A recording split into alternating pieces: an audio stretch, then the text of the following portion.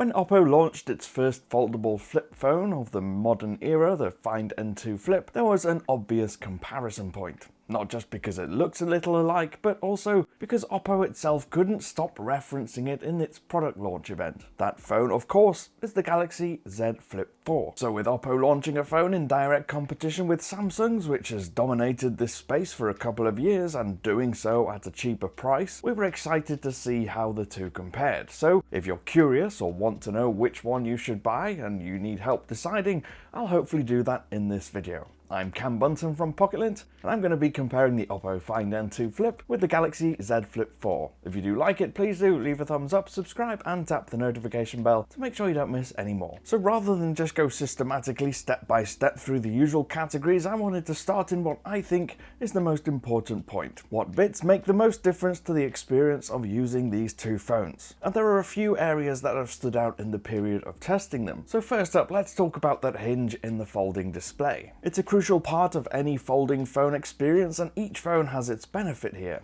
The thing that strikes the most with folding them open and shut is how different the feeling is, but more objectively what this means that they can do. Oppo's phone hinge and the way the display forms a water drop style fold internally means that the screen doesn't get an obvious crease. Of all the foldable phones I've tested recently, it's probably the least visible of all the creases. Even with the screen switched off, it's hard to see unless you catch it at an angle and reflect light on it. That's because when open, the dip in the screen is very shallow. This folding style also means there's no obvious point where the screen is subdued to pressure, and it means the phone shuts with barely any gap in between the two sides of the screen, making it harder for dust and fluff to get into it. It's very much the opposite for Samsung, which has a very distinct line across the middle of it. It's more visible and more obvious under the touch than the Oppo is when you run your finger across it while swiping and interacting with the screen. Now, the important thing, however, is that with the display on while watching content or gaming, the crease doesn't really detract from the experience too much. We just have concerns about its durability on the Samsung because previous models have had issues with the protective top layer peeling at the point where the screen holds due to the pressure of the folding. It also means there's a gap for fluff and dust to get in,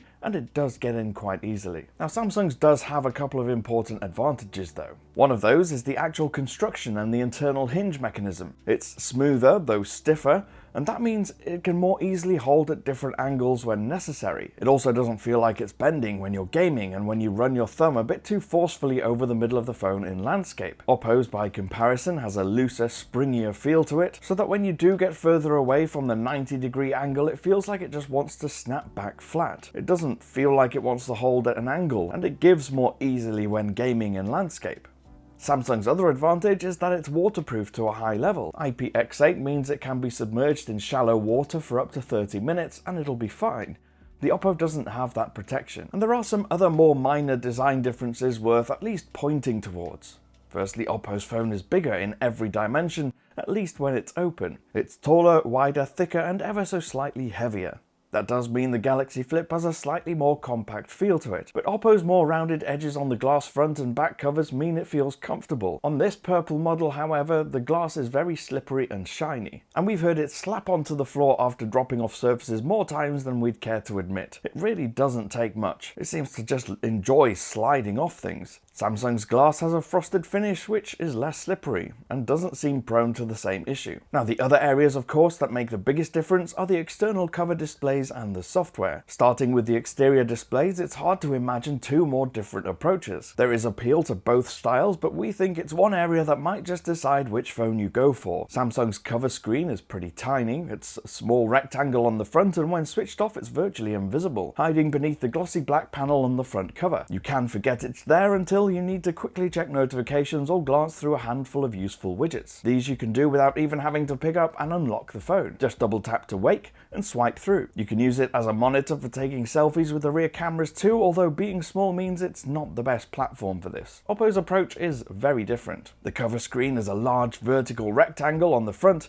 and is not even trying to hide its existence. It's there to be used, and as such, it's pretty much the same aspect ratio as a proper smartphone screen. You do need to unlock the phone to use any of its features, but once you do, you get much larger notifications and you can see multiple notifications in a list. You can even read full messages on there and make use of a preset quick replies and emojis, so to a certain extent you can interact with them, although it does feel like it should be able to do more than it does. Like Samsung, you also get widgets and they're bigger and more graphically rich. It makes it easier to see your calendar events, the weather, and choose camera shooting modes, plus it's a much better platform for taking photos. With the main displays there is a difference here too. The larger, wider aspect ratio on the Oppo means that video watching is a more immersive experience on the Find N2 Flip. Next to it, the narrower display on the Samsung seems quite small, with heavier pillar boxing on video content. Even when using the flexible modes on each phone where the video or camera view is on the top half, you see less on the Galaxy. However, Samsung's software does more in this flex mode, offering more for apps which aren't necessarily optimized as well, giving you quick access to controls. And as we mentioned, the fact that the Hinge holds better at these different angles means you're more likely to use it anyway. The other thing to note on the software front, and it does make a difference, Samsung has been really good at delivering software updates and security patches quickly recently, sometimes even getting them rolled out faster than Google. Oppo hasn't been quite as sharp there, although both phones will be supported with 4 major OS updates and 5 years of security patches, so all good on that front. It's just Samsung will probably get those to you quicker.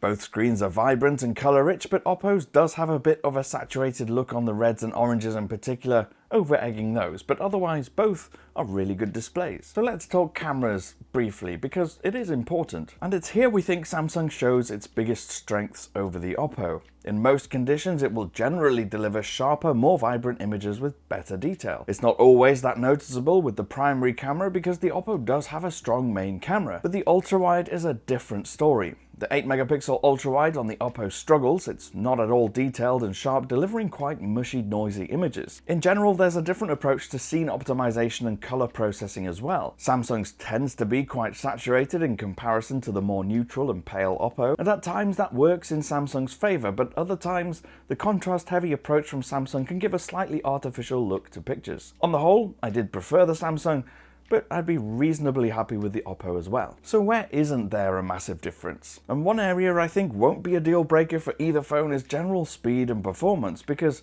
Oppo's Dimensity 9000 Plus processor from MediaTek is more than capable of keeping up with the most demanding tasks. It's a flagship processor, just like the Snapdragon 8 Plus Gen 1 in the Flip 4, and surprisingly there wasn't a huge difference in overall battery performance either. At a pinch, I'd say the Find N2 Flip will last longer on a full charge, but not so much longer that I'd call it noteworthy. The Samsung came closest to being fully drained on a busy day with my own fairly light to moderate usage, so there was a little more battery anxiety, but not loads. That's largely down to that larger external display on the Oppo, which will obviously use up more battery than the tiny Samsung screen. Neither is as strong as a standard smartphone. However, once you're empty, the included 44-watt adapter with the Oppo will refill it quicker than the Samsung, which doesn't even ship with a charger. The Samsung does have the convenience of wireless charging though. So is there anything else to consider? Possibly. Samsung's brand is obviously stronger in European markets, and it offers a bespoke color customization service when you order the Flip 4. Oppo's only comes in 2 colors. There's also the price, but this very much depends on where you buy it and through which retailer. But despite the Oppo being less than the Samsung was at launch, they're available at similar prices now.